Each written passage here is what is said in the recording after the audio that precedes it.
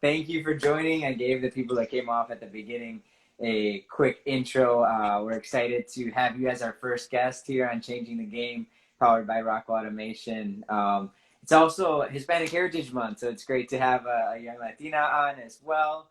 And it's an awesome opportunity for us to provide access to someone like you to all of the great students tuning in from across the world. So thank you for joining us. A little thank bit you so of much for having me.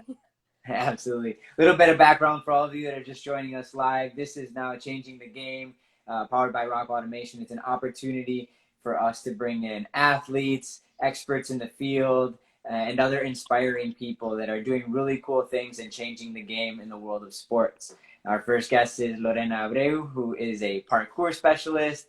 You may have seen her on Ultimate Tag on Fox recently. You may have seen her on Exatlón on Telemundo, and a lot of really cool other opportunities that we'll get into very soon. So Lorena, I want to get a little bit of just background first on like who you are, how you got started in sports and moving around, just a little bit of where you got to where you are now from the beginning. Oh, okay. And thank you again so much for the kind words. I was born in the Dominican Republic and lived in New York City from when I was 2 to 6, and then South Texas through to high school. And I was always a very weird, very active kid. Very hyper and a huge nerd. I actually went to engineering school. Okay. I can't tell you why. I've never wanted to be an engineer, but I had a bunch of nerdy friends and it was fun and it was very difficult. And then when I went to film school in Orlando, I found out about something called parkour. And I was a whole adult person. I was 19 when I found parkour. And when I discovered it, it seemed to fill a hole that I didn't even know I had before. It was the thing that I didn't know I was always looking for. Yeah. So I became obsessed with it pretty much right away. And eventually, very thankfully, I started getting paid to do it for things like live shows in the theme parks in Orlando, then a circus and commercials and some stunts. So here we are. That's pretty awesome. It's cool how you were able to take something that you found was your passion and drive it towards your career. Did you play any other sports growing up, or did parkour just kind of finally was that one that took your energy in a good way?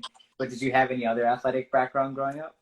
Oh, yeah. I played tennis was the one I was serious about. I competed in tennis in high school. I didn't care about competing, which is like, I did Exatlón. I'm literally the least competitive person. I don't care. But I did it. I did karate growing up. I did all kinds of dance, belly dance the longest. And what else? I played baseball and I did track and field in elementary school. I had a lot of energy. Yeah. And nothing channels that energy quite like parkour. Yeah, that's great. So let's go into that. One of the questions we had is just what are some of the areas in parkour that people might not know there's some science or engineering? And when we were talking a few days ago, you mentioned parkour might not even exist without technology. Can you tell us a little bit about how that kind of came about and how it's maybe different from other sports? Oh, yeah, for sure. Parkour, as we know it today, would not exist if it were not for the internet and the evolution of social media. Parkour was born in France, developed by these guys called the Yamakasi, who wanted to be the most elite humans. Their mantra was, be useful to be helpful. Okay. That might be out of order. That's the gist of it. And, young athletes from around the world found Yamakasi videos on YouTube, namely in England. So we like to say that parkour was born in France, but raised in England. So these guys in England who saw the Yamakasi on YouTube pushed parkour to the next level in terms of technique, in terms of what you could do with jumps, the most efficient, most effective way to perform jumps. And that's what pushed the sport to be what it is today. Athletes from other parts of the world would then watch those videos and then push those techniques in their own way. And after something's already been invented, you know, the learning curve to do it for someone else is a lot shorter. And that's how you've seen this exponential growth and development in this relatively new sport called parkour. That's awesome. That's cool to see that, something like YouTube could probably bring more access to this sport. Yes, Ruel is in here, guys. DaCosta Dynasty. I'm sorry, he's the bulldog in Ultimate Tag, and he was their main parkour consultant. He was actually one of the main guys developing the design of the course and consulting in regards to construction and stuff. So that's awesome. Very cool. So shout out to Bulldog. I remember him from the show. It's cool to see that you were a part of being able to create that. And maybe that's where we can go next is the show took parkour, to Fox and it made it a fun environment. You all had your characters, but there's a lot that goes into creating a production like that. And you mentioned he had some involvement. What are some of those areas where you think some of that design and kind of that thinking of how this set could come to reality comes into play? Yeah, for sure. One of the things that makes Ultimate Tag probably the most unique project I've ever worked on is that they actually valued the input from the parkour athletes themselves, which seems pretty basic, right? To go to the experts when you're trying to create something in the field that they're an expert in. But this is where people with a lot of money and big egos make projects that fail. The parkour act in Cirque du Soleil failed because they didn't do that. So many random performance jobs that I've done, they bring you to a stage, a flat stage, and they're like, do parkour. So in this case, with Ultimate Tag, very early on from the very beginning, they sought out consultation from actual qualified parkour athletes such as Ruel DaCosta, who built the first parkour gym in his area. So he's not only an athlete, he's also an expert in parkour construction and in safety and standards, So it takes designing a good parkour course is simple, but somehow not. And the only reason I say it's not simple is because so many people don't seem to understand that parkour involves the interaction of multiple obstacles, right? It's not just a flat ground, and it's not just one thing in one place.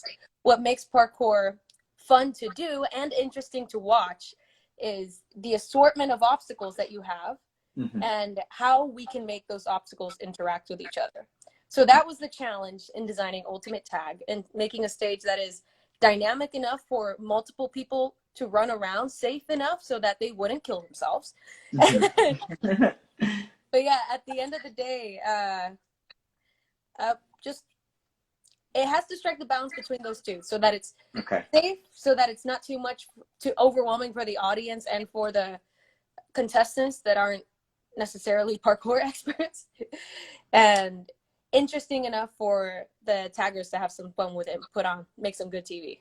Yeah, that's awesome. I love this example because it just shows that design and STEM and engineering are literally everywhere. And if you can find it behind what you're passionate about, you could be a consultant creating a set for a TV show in the area that you love, right? So, or someone's job, with the company that was creating the show is to create this set. And imagine if that's what you're passionate about and you just learn the engineering and science behind it, that can be your job, right? And that's what I love about these kind of conversations that we're going to be having, is because we're uncovering all of that science and technology that is behind a lot of the things that we love. In your case, it's a parkour and movement.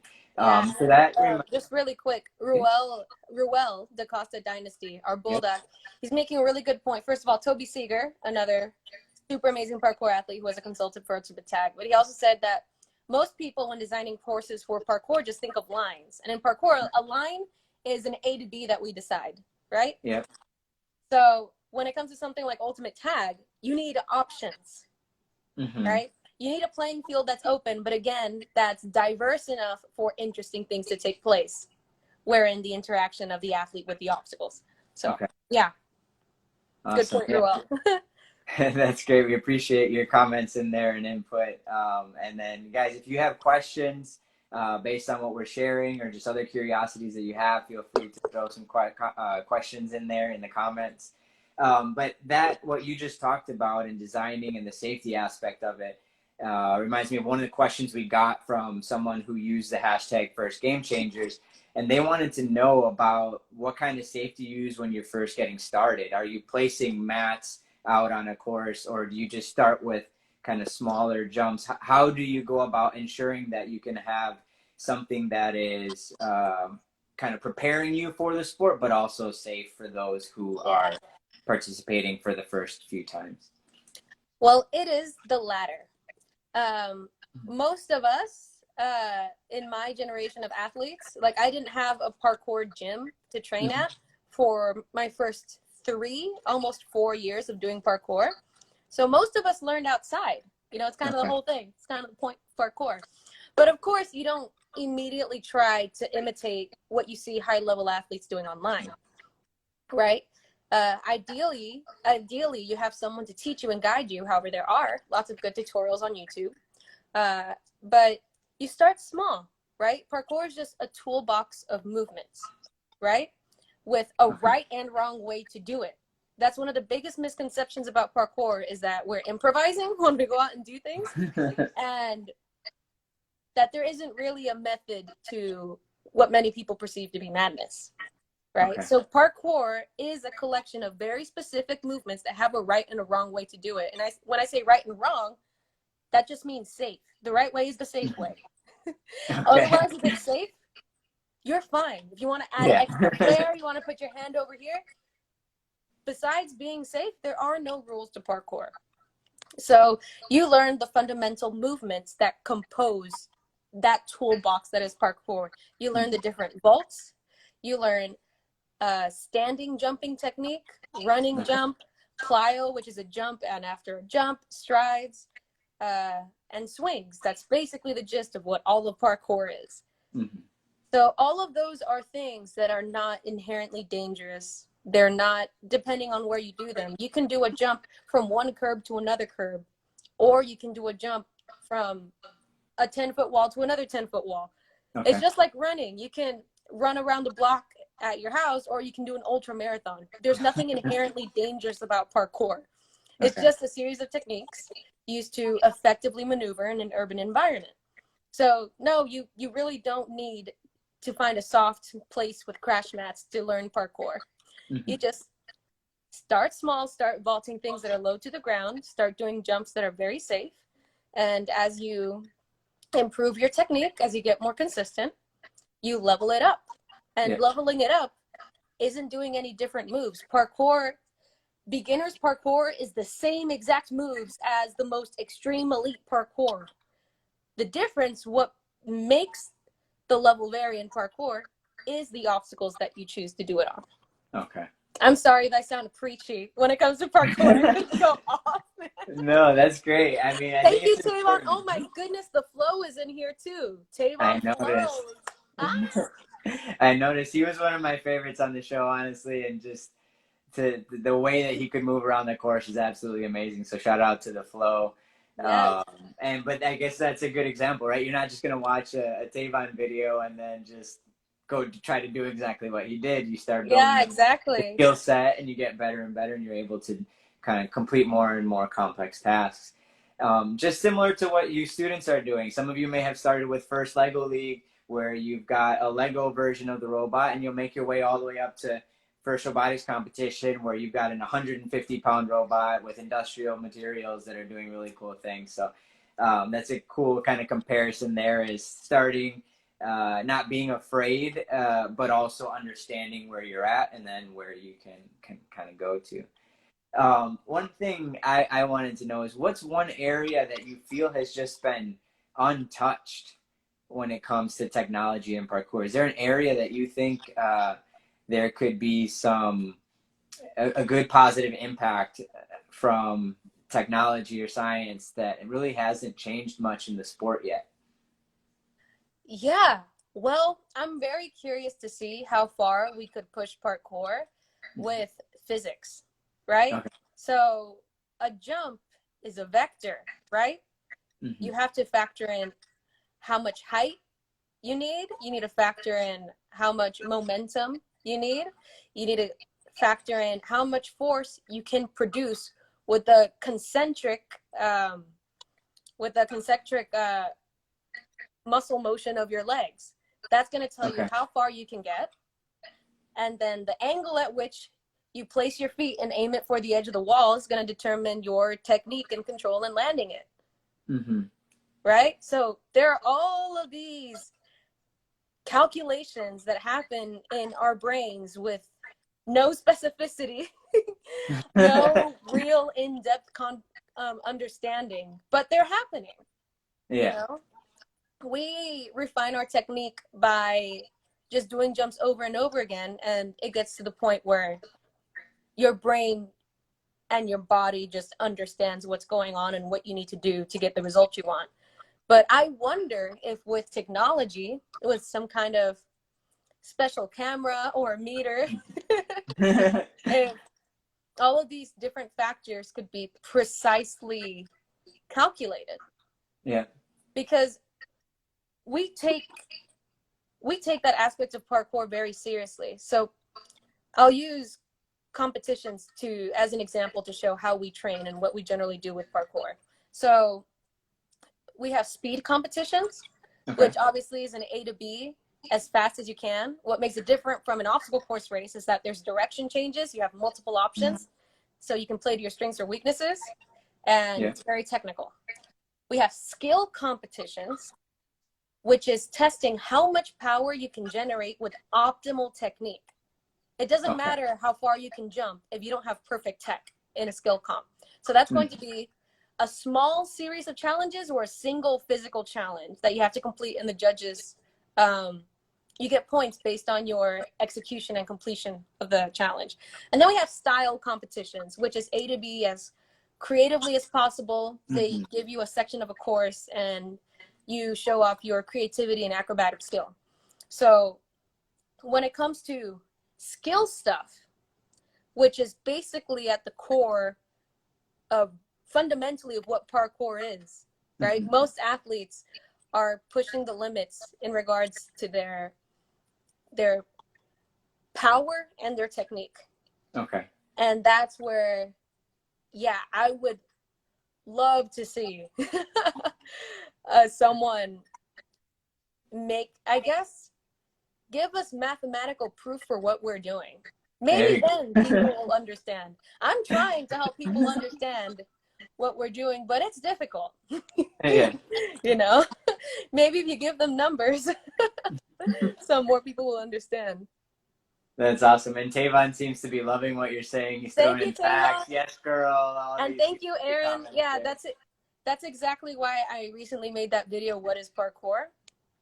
Because when you say the word parkour, people who've never heard of it, people who don't know about it either imagine The Office or they imagine death-defying roof gaps 30 feet in the air. Nothing in between. We're either rolling around Dunder Mifflin or we're on a hoverboard on the edge of a skyscraper. Like, this is what people think parkour is. All I want to do is demystify it so people understand that it's a sport and a science. Absolutely. Yeah, it's kind of like that episode is great, but at the same time, it's like, no. It is great. You know, it's funny, but it's not what we do. Exactly.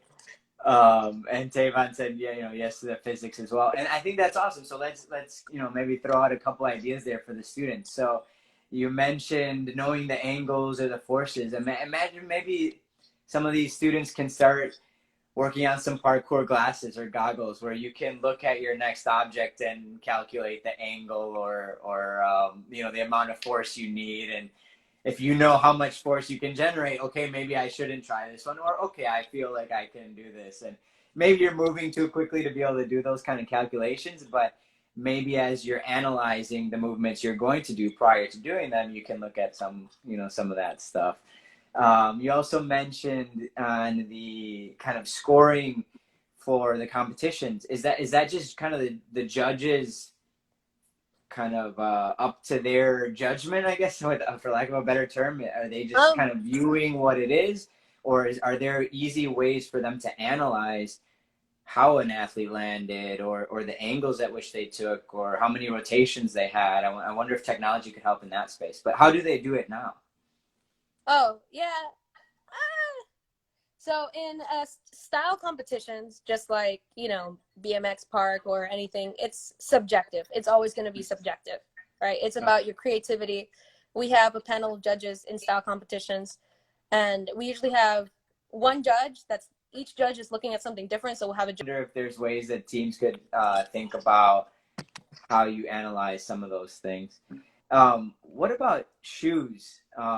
How has that kind of evolved in the sport? Was everyone kind of wearing just whatever shoes they had, and has then that evolved into different types of grips or styles or weights? What if a team or of students is interested in kind of designing a parkour shoe?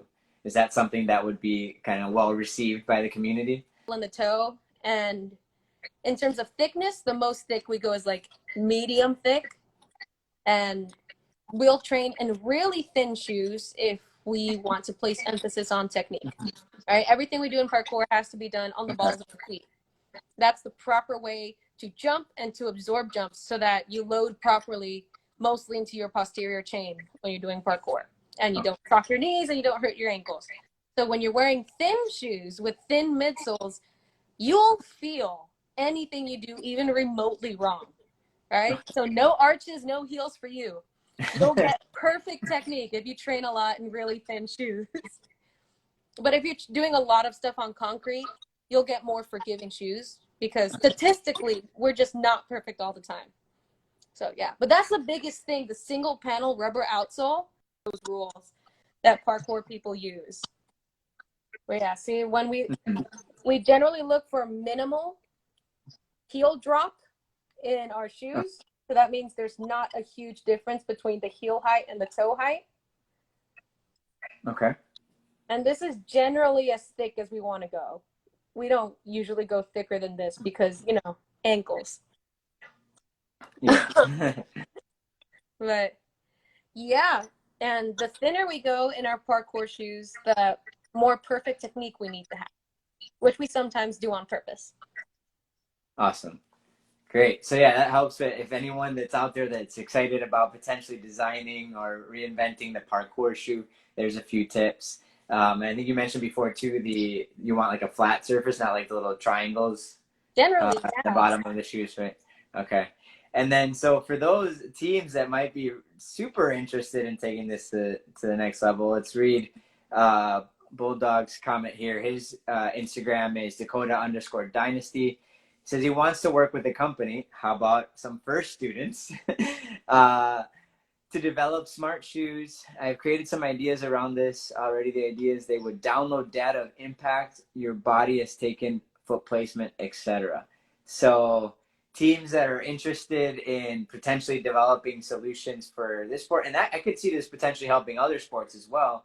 Almost, I guess, like a smart shoe that can gather some information on what kind of impact the shoes had, placement, etc. So that's a great idea for our teams out there that are interested in this sport or even other sports that may have a value add if you had some data coming from your shoes. It should still be on YouTube, where a team of scientists assessed two world-renowned parkour athletes, Daniel Ilabaka, and I believe the other one was Ryan Doyle. So they put sensors on their body that calculated the amount of impact that sensor was receiving. So they had Ryan Doyle do a front flip onto pretty much hard ground from 9 feet in the air, from a wall 9 feet in the air. So he did his front flip. He used the parkour roll technique, and the impact that was recorded was no more than that of a jumping jack. Wow. From 9 feet. Okay. So there's a lot of things there. I think there's one for students that are interested in using sensors. A lot of the students, robots have different types of sensors. So teams can kind of think about what kind of sensing technology would help either in the shoe or on the surfaces that you're measuring. And then also, how do we analyze how that movement creates such little impact compared to just like a jumping jack, right? So I think there's two really cool areas, both the movement itself, the physics of the movement, and then also the design and the sensing when it comes to measuring that impact. I see a comment here from Ugo76_H. It's so great to see how parkour relates to robotics. I think it is awesome to see how this season is going to provide opportunities for teams to look for STEM in areas you may not have ever looked for before. The design of parkour shoes, the impact measurements that we're looking at, the accelerometers here that, as Bulldog was mentioning, the physics of motion, as Tavon Flo was sharing. There's a lot of really cool areas where teams can dig in and find out how to impact the sport. And that can transfer to a lot of other sports too, and potentially other just aspects of life. So I'm excited to see how that will kind of go on here, and maybe some teams will dig into solutions for this. So, all right, we got Lorena back here. Let's add her back in. What I was saying earlier was that in parkour, we disperse impact by lengthening the portions of our body that are receiving it, right? Okay. So each part of your body receives less impact. You get more parts of your body hit the ground, so each part receives less impact. And in a roll, like Ryan Doyle did, you put your hands on the ground first, then the impact travels up that arm to that shoulder, diagonally across your back. Okay. And to your opposite hip. So that's how that works. That's how you turn a 9-foot drop into a jumping jack. That's awesome. There's the science behind 9-foot drop to jumping jack. I like that. Yeah. I've pinned another comment here, another great connection. Where we're finding all these great connections that we may not have thought of between parkour and robotics. And one of the students said, yes, my team used accelerometers too, physics to spread the weight of the robot.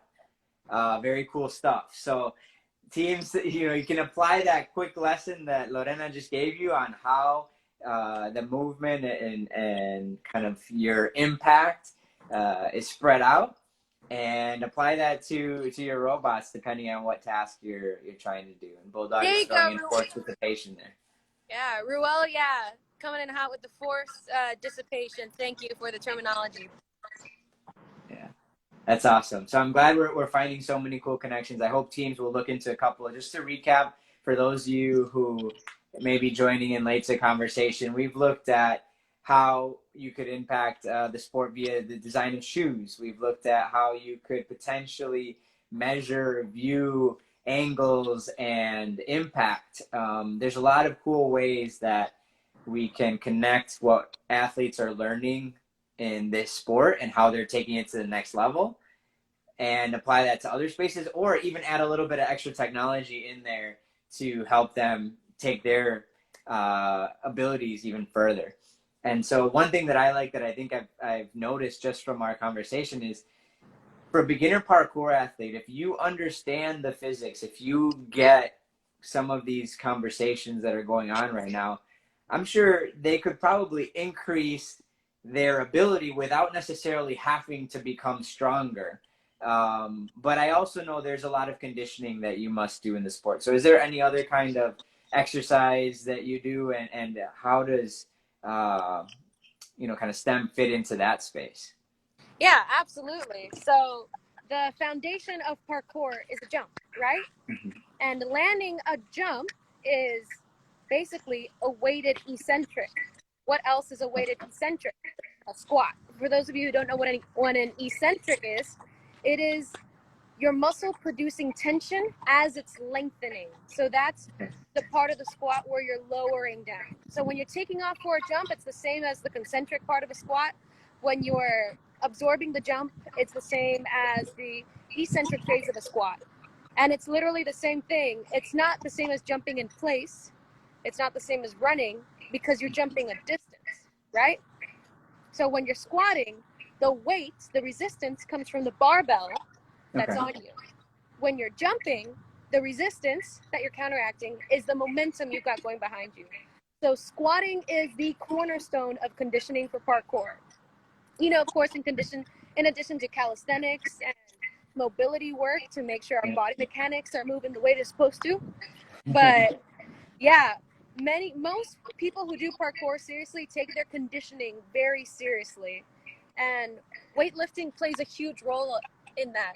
In addition to just mimicking the movements that we do in parkour, weightlifting, even though it seems to most like a slow activity, makes you faster, because in order to lift the weight in that few seconds you have to lift the weight, you have to recruit as many muscle fibers as possible.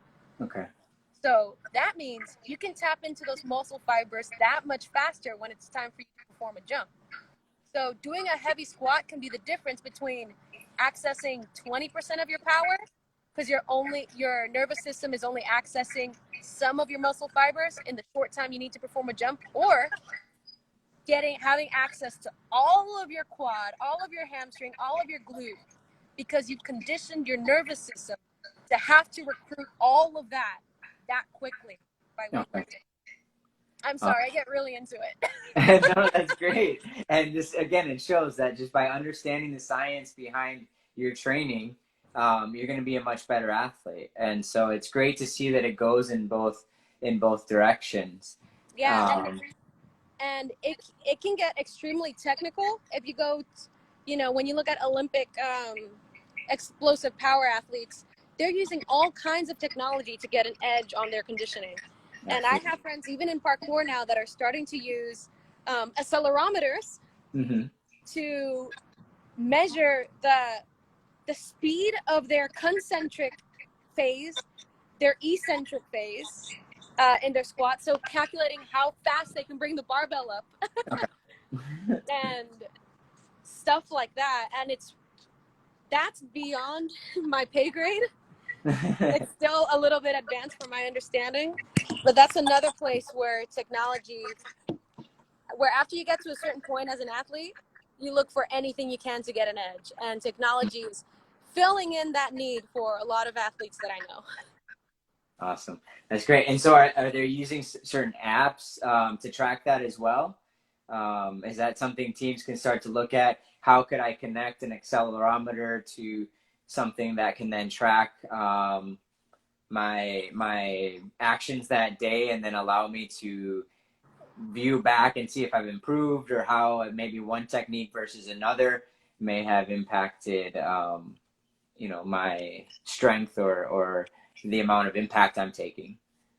Yeah, I wish I knew the names. I highly suggest you do a live with someone named Caleb Giuliano, my teammate, who's on the forefront of all that technology and strength training science.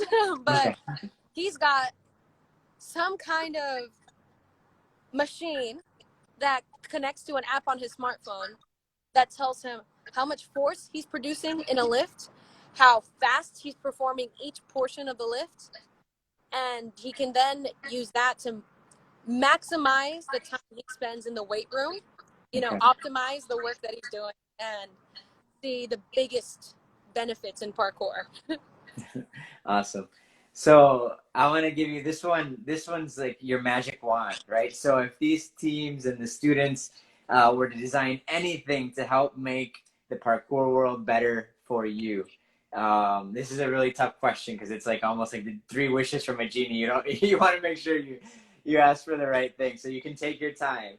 But just it doesn't have to be anything that's kind of viewed as feasible right now. A lot of these students are very young, and in 5, 10, 15 years, they may develop something that we would think is crazy today. So what is that one thing that you wish that some of these students might be able to help impact by using technology? Yeah, I suppose this already exists because of that Fight Science episode, even though I'm not sure exactly how it works. But I would just love to see studies on the impacts that we're taking and the force that we generate. Okay. Because another big misconception about parkour is that our bodies are not designed to take the kinds of impacts people are seeing in videos. And they absolutely are. We are the living proof Mm-hmm. We'll see dudes do a 20-foot running jump and absorb it like he's landing on a cloud. It comes to technique and loading the jump properly. Okay. So I would love to see data on the, I guess, the impact that we're taking and how it's actually affecting our bodies. Okay. Great. So there's another challenge for teams out there. If you can find ways to measure the impact in a fast, efficient way for them to be able to analyze and then make decisions on what are good ideas and what are not, possibly. I'd imagine it would be, I mean, because a jump is just a vector, right? Yeah. You've got a couple of directions and you've got a speed, you've got a momentum. So if you can calculate the vector and then see what happens to our bodies as the result of that, that would be fascinating to know. Absolutely. And so one of the Ugo again here in the chat says data to see what landing position is the best to absorb shock. So that'd be interesting. Maybe what angle your body is in when you're absorbing, and which one of those is most effective. Yeah. Over the years, obviously, we've developed, just from experience, just from real world experience, we've developed an optimal landing technique, right? That involves a hip hinge, so you absorb into your posterior chain, and you don't load too much in your quads, which affects your knees. Like, it's a whole thing. But I would love to see the data on it. Okay. Compare the impact from when people land on the edge of something like we're supposed to versus on the top, when we do bounce backs. Okay. And when people who are quad dominant, like I used to be, land, and people who properly hip hinge and load into their glutes. Okay. I would love to see that data. That would be so cool. Awesome.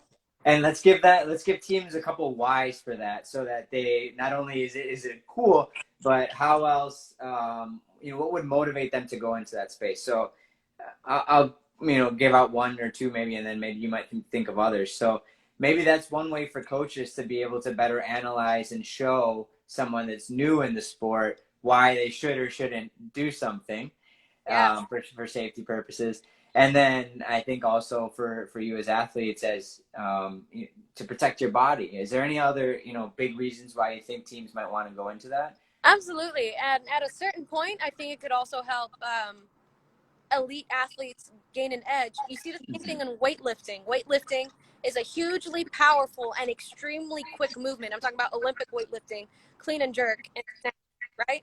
And when they're at the elite level of competitive Olympic weightlifting, they have all kinds of technology to analyze their lift, analyze their bar path, every motion that's happening in every part of their body at what time, to detect the losses in energy, to minimize any energy that can bleed, that could otherwise be used to better perform the lift.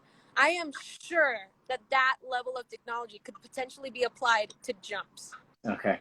It makes me think of industrial engineering. So industrial engineers look for inefficiencies and find ways to remove them and make the process better, right? So this is just like the human version of an industrial engineer. So any of the students out there that are excited about about industrial engineering, definitely look into maybe exploring this solution. And I would also love, I would love to have it for argument's sake. Because, on this mission that we're on right now to normalize parkour to the masses, to demystify it, to invite people to partake in it, a lot of people feel like these movements aren't for everybody, that they're somehow unnatural, that they're somehow bad for our bodies. So this kind of technology could potentially give us proof of what we've been saying all along. This is actually how human bodies are supposed to move. This is what we're supposed to be doing. But we've been sitting on chairs and couches for too long for a while, and we've lost some of that from maybe how we originally evolved. So that's great. I'm glad to hear that. Hopefully some of the teams will consider exploring your magic wand idea. I think it is very feasible within what I know some of these students are capable of. They've got experience with sensors and cameras and tracking data. So let's put that challenge out to them. If someone wants to make Lorena's wish come true, Oh my God. that would be incredible, and I think a great way to spend your season working on an issue like that. And it seems like some of the other parkour athletes from Ultimate Tag have echoed that, understanding the data behind what you guys have been learning just by action can Yeah. make it even more powerful, can help you become a more elite parkour athlete. So definitely want to throw that out as a challenge to everyone. I want to end it with one question that's just a little bit more general. It's we don't need any science this answer, but what's something that you've learned from the sport, or just your experience in life, as a tip that you want to give to young students out there about perseverance and about continuing to move on? You know, maybe you had times in your sport where it was very challenging and you didn't see your path to where you wanted to go. The students are facing a very different world this year with COVID and other challenges, but they still have so much potential to impact the world. So I just want them to hear a message from you on some tips for them to keep moving forward, even though this season may not look exactly as they were expecting it to. Yeah. Well, my perspective on that might not be the most child friendly, but I'm just going to go for it anyways. I mean, we're all going to die. That's my view. So what are you doing if you're not having a good time? Mm-hmm. Literally. That's what I remind myself whenever I get frustrated in parkour, because it's going to happen. You're going to get frustrated. Parkour is a series of challenges, and sometimes they're just overwhelming. Mm-hmm. And that's okay. So whenever I get frustrated, whenever I get down on myself for being too scared to do the thing that I want to do, I always come back to the place of remembering, why do I even do parkour in the first place? Okay. Because it's fun. Yes. That's how I got through this injury, you know, even if I'm not at the level that I used to be, even if I can't push myself the way that I could before, I'm going to do parkour even if no one's watching me, even if I have -2 followers, and even if I suck, because parkour is fun. So regardless of whether you're winning or failing, or your project comes apart, or it gives you a headache, just put everything in perspective. You could get hit by a bus tomorrow, okay? Do it for the love of it. Do it for the fun of it. And if at the end of the day there is no love, no passion, then it's not what you're supposed to be doing. I don't like solving Rubik's Cubes. Everyone's got a different thing, and it's fine. That's awesome. I think that was perfect. I mean, you're going to face those challenges, especially when you're designing robots, right? You tell it exactly what to do, and sometimes it doesn't do what you thought it was going to do. Yeah. And so this is a great analogy for the students. I hope that you guys will all take that to heart Yeah. and understand that this season is going to be tough, but if you love robots, if you love solving problems, it's going to be worth it in the end. Yes. Absolutely. Well, thank you so much for spending some time with our students. I think this was an awesome conversation that brought to light a lot of really cool ways that technology can impact the world of parkour and make it a more fun and exciting place. And I think the students are going to grab a lot from this. So I want to make sure that they can also connect with you. So what are your social channels? Do you have a website? How else can they connect with you? And is it okay if they send you some questions potentially if they want to investigate, especially solving your magic wand solution? Thank you so much. I do want to plug something really quick. Absolutely. On the technology front, like I said, I went to an engineering high school, and I went to a film school. So the way I'm using my technology now, hopefully to further our sport in the public eye, is editing videos. So for example, I posted a parkour tutorial today, and I want to use these videos and edit them all nice to demonstrate the accessibility of parkour and invite everyone to give it a try. So that's something I'm doing these days. Please, if you haven't seen it, check out What is Parkour, the video that I made on my YouTube channel. Okay. And is your YouTube channel just your name? Yes, How my do they YouTube get to you? channel is Lorena Abreu. And Okay. otherwise, I am Lorena Parkour everywhere because I'm not creative. I'm Lorena that does parkour. So it's literally LorenaParkour.com, Lorena Parkour on Instagram, Lorena Parkour on Facebook. and feel free to send me a message. I do see all of my message notifications, and the only reason I won't respond is because I don't have the emotional bandwidth to talk to strangers all day. But if you say, but if you say that you're with First, just mention it, bring it up. Chances are I'll probably see it. Feel free to DM me here on Instagram at Lorena Parkour. And you can also send me an email at lorenaparkour@icloud.com. Okay, awesome. I appreciate that. So don't bombard her just to bombard her, but if you truly want to go after solving one of these problems that we mentioned today, if you're genuinely passionate about finding out how we can get that data from these athletes, or designing the parkour shoe, feel free to reach out with any questions that you may have to help advance your project. Maybe Lorena can even test some of your prototypes. Oh my God.